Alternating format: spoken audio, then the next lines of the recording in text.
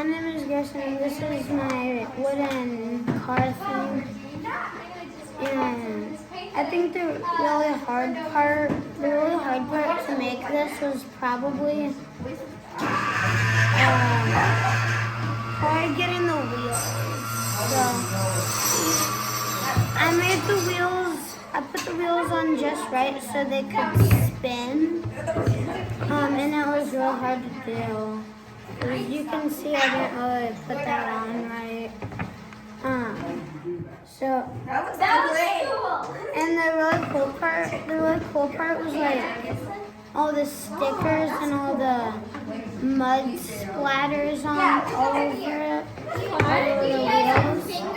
And then there was also a little car that you can fold into that.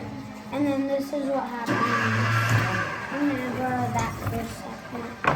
And then this will be the ramp.